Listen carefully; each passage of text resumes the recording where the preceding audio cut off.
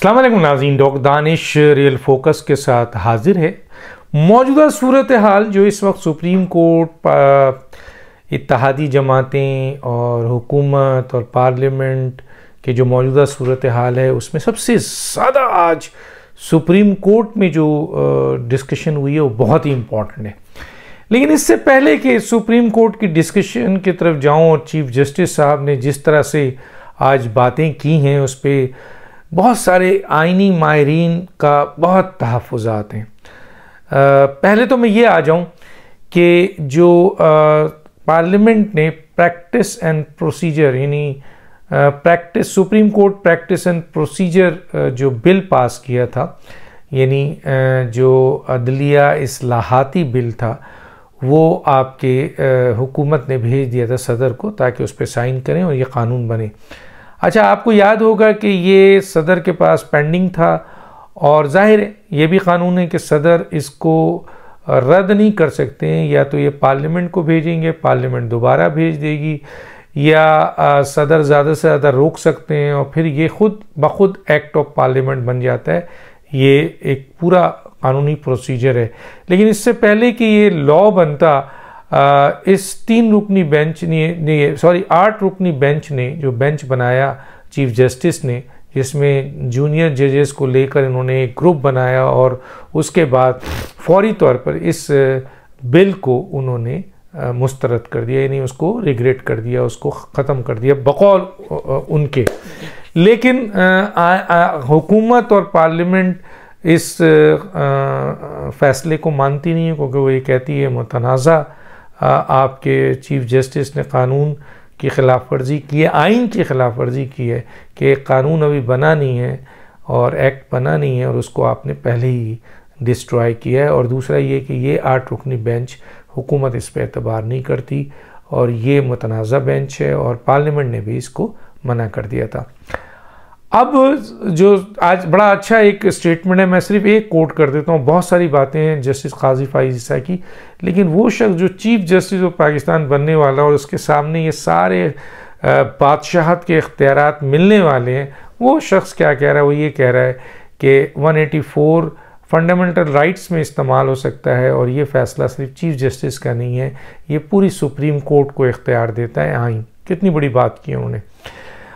اب جو میں بات بتا رہا ہوں بہت ہی امپورٹنٹ ہے، اور اس میں ظاہر ہے حکومت کی طاقت کی ضرورت ہے۔ حکومت قانونی طور پر اس سلسلے میں بہت مضبوط ہے، لیکن مسئلہ یہ ہے کہ فیصلہ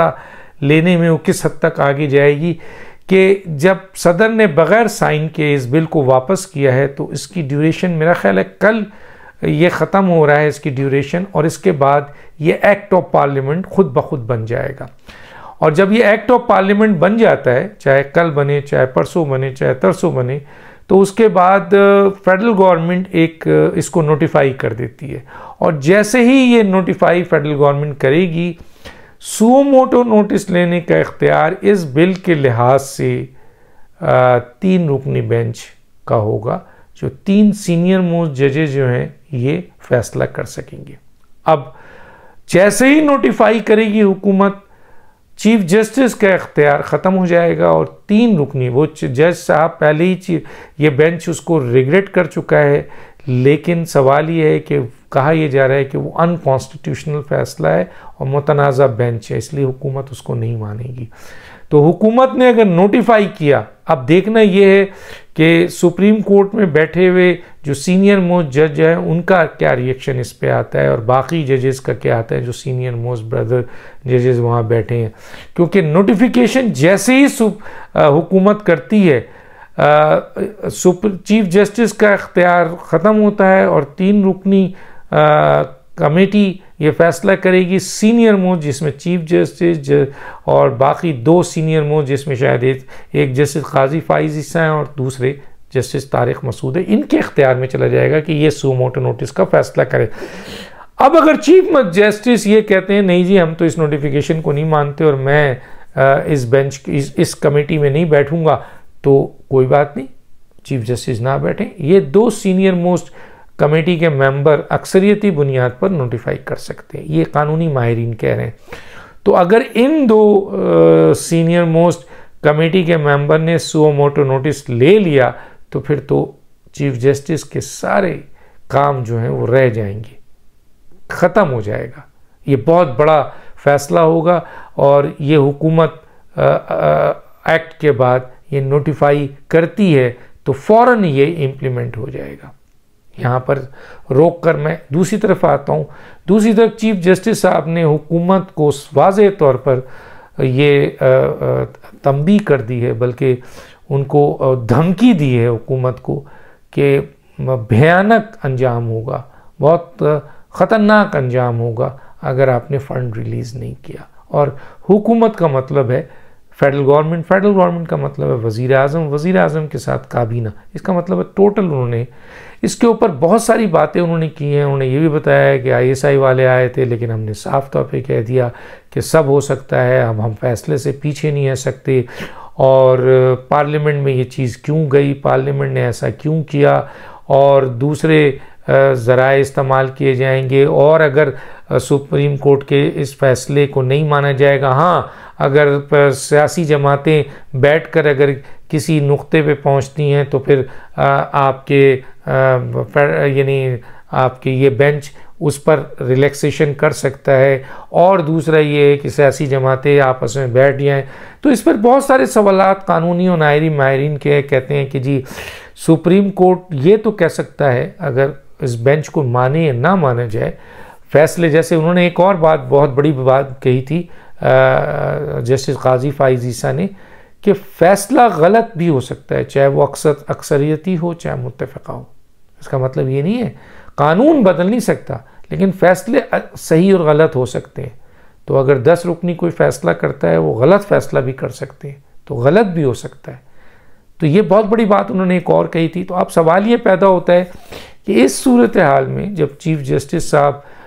یہ جملہ کہہ رہے ہیں کہ جی یہ بیٹھیں، تو کیا یہ عدالت ہے؟ قانونی بہت سارے طالب علم ہم جیسے اور دوسرے لوگ یہ سوال اٹھا رہے ہیں کہ بھئی یہ عدالت ہے، آئین اور قانون پہ فیصلہ کرتی ہے، اس کا یہ کام تھوڑی ہے کہ سیاسی جماعتوں کی سہولت کار بن کے ان کے درمیان اختلافات کو ختم کر کے ایک نقطے پر ان کو بیٹھا کر جو ہے وہ فیصلے لے،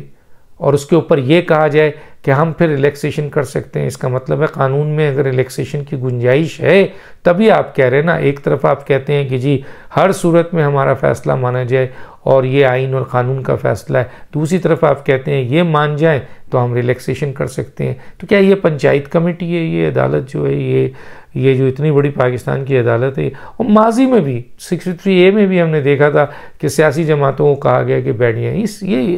یہ عدالت کا کام نہیں ہے کہ وہ پنچایت کمیٹی بنے، وہ تو قانون اور آئین اور بے رحم فیصلہ ہوتا ہے، اس میں تو یہ بھی نہیں دیکھا جاتا ہے بیٹا ہے بیٹی ہے دوست ہے۔ یہاں تو صاف طور پہ نظر آ رہا ہے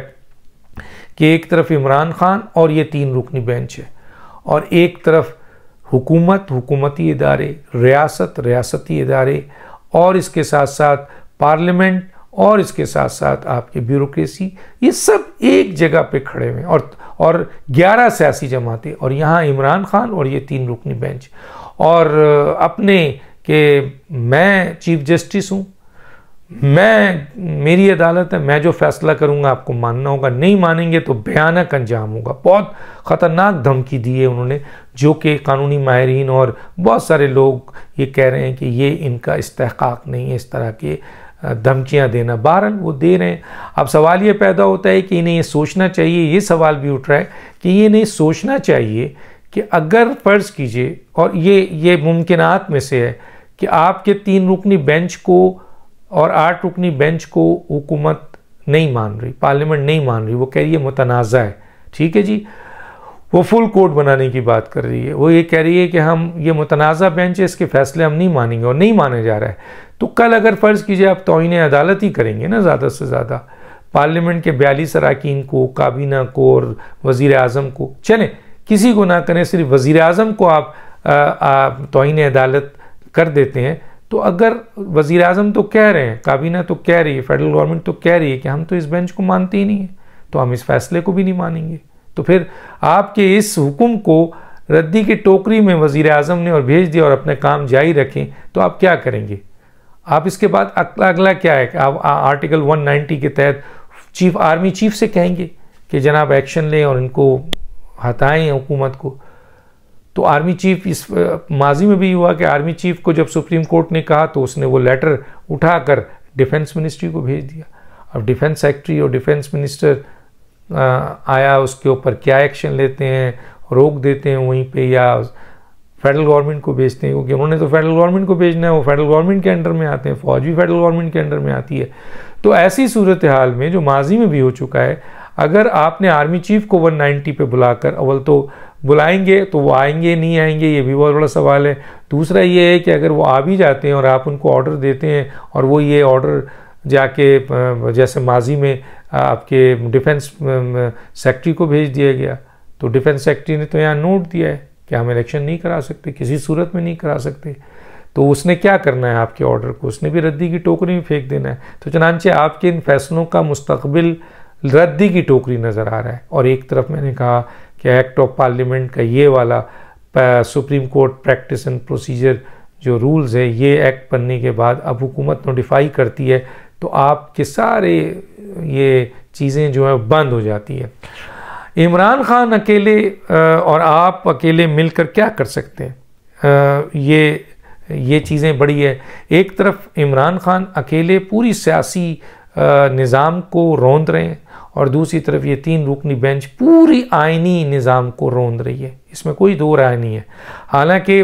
آرمی چیف اور فوج نے اس دفعہ ان کو شرم دلائی, غیرت دلائی اور آئین اور حلف پر قائم رہے. وہ ایک لمحہ, ورنہ فوج 1 منٹ لگاتی. کوئی کہتا ہے ایمرجنسی لگ سکتا ہے, کتنی دیر لگے گی؟ موجودہ حالات ایمرجنسی کا بن رہا ہے, فوج چاہے تو ٹیک اوور کر لے کیونکہ ملک بچانا ہے. لیکن فوج تو پارلیمنٹ میں کھڑے ہو کر آئین اور پارلیمنٹ کے ساتھ کھڑے ہو کر وہ کہہ رہی ہے کہ میں پارلیمنٹ کے ساتھ کھڑا ہوں, میں آئین کے ساتھ کھڑا ہوں, میں عوام کے ساتھ کھڑا ہوں. بڑی بات کر دی اور انہیں غیرت دلائی ہے ان تمام لوگوں کو اور خاص طور پہ اس ادارے کو کہ خدا کے لیے آئین اور قانون کے تم چیمپئن ہو. میں تو نہیں ہوں, ہم پر تو الزام لگتا ہے, لیکن ہم حلف پہ قائم ہیں, ہم آئین پہ قائم ہیں اور آپ لوگ آئین توڑ رہے ہو. اور تینوں ستون جو ہیں, خاص طور پہ جوڈیشری جو ہے آئین کے پرخچے اڑا رہی ہے. تو بہرحال یہ 2-1 دن بہت امپورٹنٹ ہے. دیکھتے ہیں چیف جسٹس صاحب کیا فیصلہ کرتے ہیں, اس فیصلے کو امپلیمنٹیشن کے لیے حکومت اس کا کیا طریقہ کار کرتی ہے, پھر چیف جسٹس صاحب مزید کیا کرتے ہیں.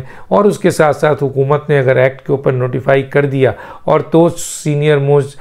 جو ہیں وہ ججز بیٹھ کر انہوں نے سو موٹو نوٹس لے لیا تو پھر یہ ساری چیز اس طرح گھوم جائے گی. اور پھر ان 3 رکنی بینچ کا مستقبل کیا ہوگا سوچیں. جب سو موٹو نوٹس لے کر ایک لارجر بینچ بنے اور ان کے تمام انکانسٹیٹیوشنل فیصلے کو, ایکٹ کو اور جو انہوں نے کیے ہیں سب کو ڈسکس کیا جائے, انکلوڈنگ ریفرنس جو اس وقت یہ بھی کر سکتی ہے کہ سپریم جوڈیشل کونسلز ان تمام کا ریفرنس بھی بھیج دے.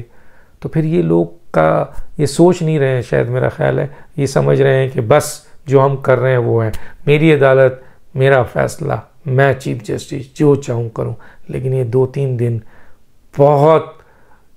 واضح طور پر بتا دیں گے کہ آپ کہاں کھڑے ہیں اور وہ کہاں کھڑے ہیں. ڈاکٹر دانش کو یاد دیجیے. اللہ حافظ.